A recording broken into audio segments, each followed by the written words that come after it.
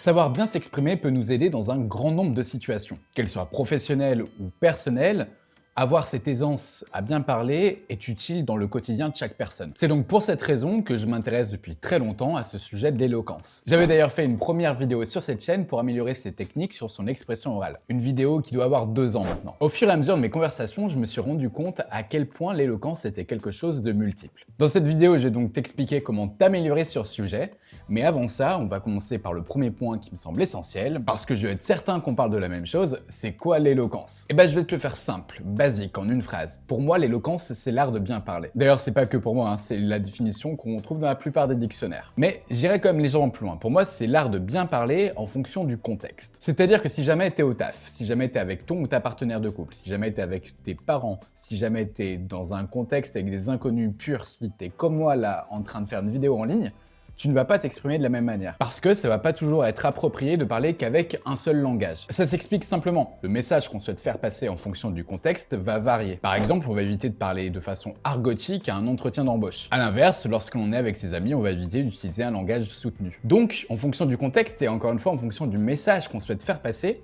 on ne va pas s'exprimer de la même manière. Mais j'ai une bonne nouvelle pour toi, c'est que pour s'améliorer dans tous ces domaines-là, tu n'as pas besoin de faire plein d'exercices différents. Tu peux suivre toujours la même trame que je vais te présenter dans cette vidéo. La première chose à faire pour améliorer son éloquence, c'est observer les personnes que l'on trouve éloquentes. Et là encore, ça va varier en fonction de chacun. On n'a pas toutes et tous la même sensibilité par rapport à l'éloquence. Alors oui, bien sûr, il y a certaines personnes qui font l'unanimité, qui sont plutôt des généralités. Souvent, ça va être lié à leur charisme ou à leur statut. Je pense par exemple aux acteurs. Mais globalement, on a tous nos critères. On peut être sensible à une façon de s'exprimer, on peut être sensible à un ton, on peut être sensible à un rythme, on peut être sensible à une diction. Bref, en fonction de qui on est, on ne va pas forcément trouver éloquentes toutes les mêmes personnes. Et donc la première chose à faire dans son observation, c'est écouter les personnes que l'on trouve éloquentes. L'objectif, c'est pas de le faire avec fascination, mais plutôt en mode analyse, pour vouloir les imiter, s'en inspirer. Si c'est possible, je t'invite même à prendre des notes. À ce moment-là, je t'invite à analyser les points qui vont te provoquer une émotion. Est-ce que c'est un mot accentué? Est-ce que c'est un ton? Est-ce que c'est un rythme? Est-ce que c'est un type de vocabulaire? Je t'invite à répéter l'exercice avec les différentes situations. La deuxième chose que je t'invite à observer, c'est le visuel. À titre personnel, j'ai remarqué quelque chose, c'est que je ne trouve pas éloquent que les personnes qui s'expriment bien avec leur voix. Il y a toute une communication non verbale dans leur gestuelle qui contribue à cette éloquence. Toujours pareil, le but c'est pas avoir de la fascination, mais plutôt une envie de les imiter, de s'en inspirer. Toujours pareil, si possible, essaye de prendre des notes et regarde vraiment ce qui t'accroche. Est-ce que ce sont des gestes et lesquels? Est-ce que ce sont des postures et là encore une fois lesquelles? Encore une fois, en fonction de qui l'on est, on ne va pas avoir la même sensibilité. Cette phase d'observation est donc essentielle. Je t'invite encore une fois à la répéter encore et encore et encore et ensuite tu vas pouvoir passer à la phase suivante. Tu vas devoir comprendre quels sont les bons ingrédients pour être éloquent. À titre personnel, je différencie 2 volets. Un premier que je vais appeler technique et un second que je vais appeler émotionnel. Le volet technique contient plusieurs critères. On peut retrouver le rythme de parole. Par exemple, lorsque je fais une vidéo sur internet et que j'ai besoin de mettre du rythme, je vais avoir tendance à augmenter mon rythme de parole. À l'inverse, quand je vais essayer de capter mon auditoire sur quelque chose d'important, je vais beaucoup plus temporiser mon discours et choisir au moment où j'accélère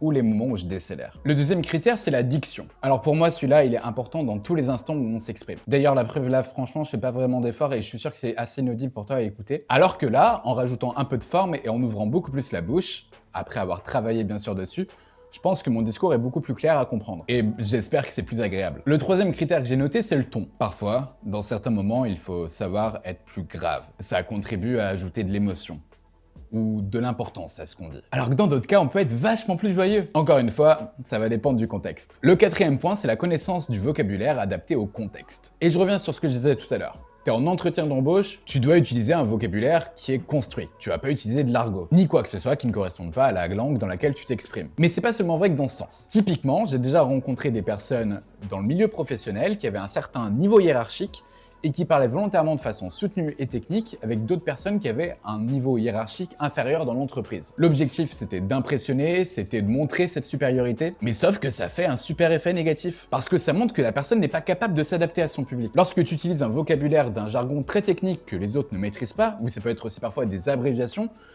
tu crées juste de la distance inutile avec les personnes qui t'écoutent. C'est pas la simplicité des mots qu'on utilise qui fait que l'on est moins éloquent. Dire à quelqu'un « bonjour, comment vas-tu ?» c'est pas quelque chose de négatif. Pourtant, on parle de mots qu'un enfant de 5 ans est capable de prononcer. Donc je pense que pour être éloquente ou éloquent, c'est important de bien choisir ses mots de vocabulaire en fonction du contexte. Ensuite, le 5e point de ce volet technique, ça va être d'éviter les hésitations. Et pour ça, j'ai quelque chose de très simple. Réfléchis avant de parler. Je vais te donner un exemple concret. Si là, tout de suite, on me demande de me présenter, j'ai deux manières. Soit je me précipite et je vais avoir des hésitations. Salut, moi je m'appelle Pierre et dans la vie je suis photographe et puis je fais aussi des vidéos sur internet et puis j'aime bien le sport, je fais beaucoup de courses à pied et voilà, c'est à peu près ce que je peux dire sur moi. Bon, on voit que je suis stressé, que je me précipite, que j'ai pas réfléchi à mon discours. À l'inverse, si je prends 2-3 secondes avant de répondre, j'ai le temps de structurer les choses dans ma tête. Et ensuite, je peux te sortir une réponse. Bonjour, je m'appelle Pierre, dans mon quotidien je suis photographe, je fais aussi de la création de contenu.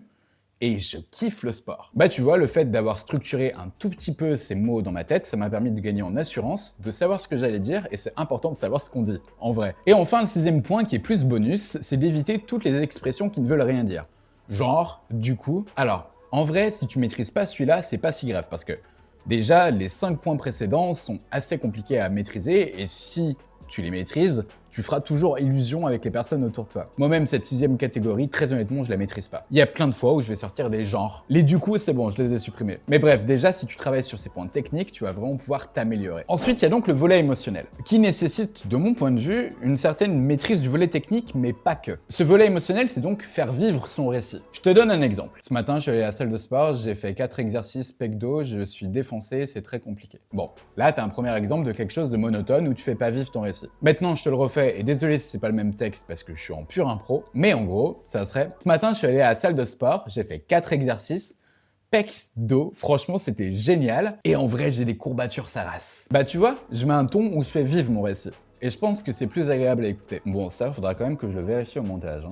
Bon, je suis au montage, et c'est validé.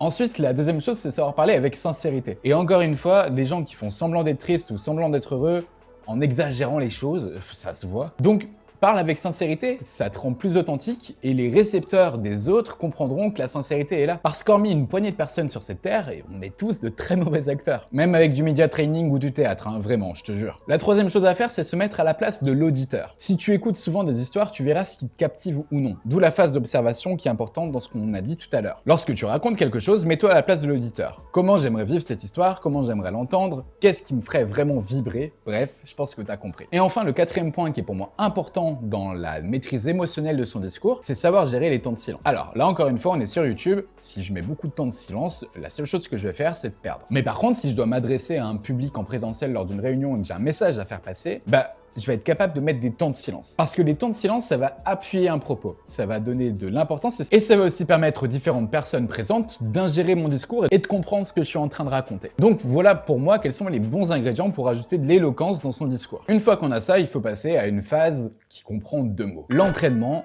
et la répétition. Mais juste avant, si t'es encore là, je t'invite à liker ce contenu. Je te fais cette vidéo gratuitement et ça m'aiderait beaucoup pour développer ma chaîne que tu rajoutes ce bouton j'aime, donc un grand merci à toi. La première chose à faire pour s'entraîner, c'est se filmer. Je l'avais raconté dans une autre vidéo, mais en début d'année, je me suis retrouvé à faire 2 contenus TikTok par jour. J'ai fait ça pendant un peu plus de 100 jours, donc au fur et à mesure, chaque jour, je parlais à une caméra et je te jure qu'entre la première vidéo et la dernière, il y a une grosse différence dans mon éloquence. Mais bon, à la limite, là je lisais juste un texte et ça s'appuyait vraiment sur mes façons de m'exprimer en lisant ce texte. Voilà, c'était vraiment de l'interprétation pure. Il y a une autre expérience que j'ai faite il y a un peu plus longtemps et qui ne demande pas de s'exposer sur les réseaux sociaux. Pendant 30 jours, chaque matin, je racontais à ma caméra, c'est-à-dire à moi-même en moins de 2 minutes, ma journée de la veille. Une fois que j'avais fait ça, je fermais tout et je continuais mes occupations. Arrivé le soir, je re-regardais la vidéo du matin, en essayant de voir quels étaient les points positifs et les points négatifs dans mon expression. J'essayais d'analyser, de corriger, je prenais 2-3 notes, et le lendemain matin, j'améliorais en racontant ma nouvelle journée de la veille. En tout, ça me prenait 5 minutes par jour. Et 5 minutes,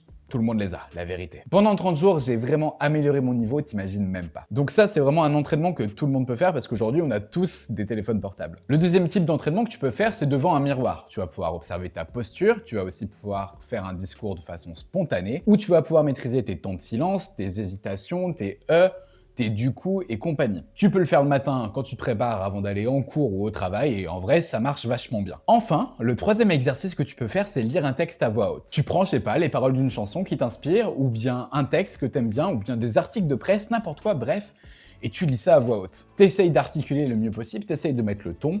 Si jamais tu peux le lire une première fois de façon monotone, une deuxième fois en interprétant, mais bref, tu vas pouvoir t'entraîner dans ta diction, dans ton interprétation, dans les émotions que tu souhaites faire passer.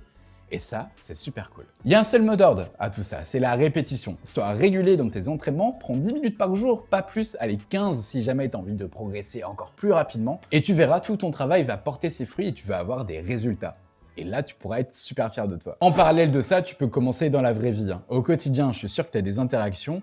Donc, ose vraiment à parler aux gens, à transmettre des émotions, à améliorer ta diction. Entraîne-toi avec le commun des mortels et adapte-toi en fonction du contexte. Faut d'ailleurs que tu testes dans différents contextes, vraiment, parce que, encore une fois, tu ne vas pas t'exprimer de la même manière dans un contexte professionnel que dans un contexte personnel. Et même dans les contextes personnels, il y a différentes manières de s'exprimer.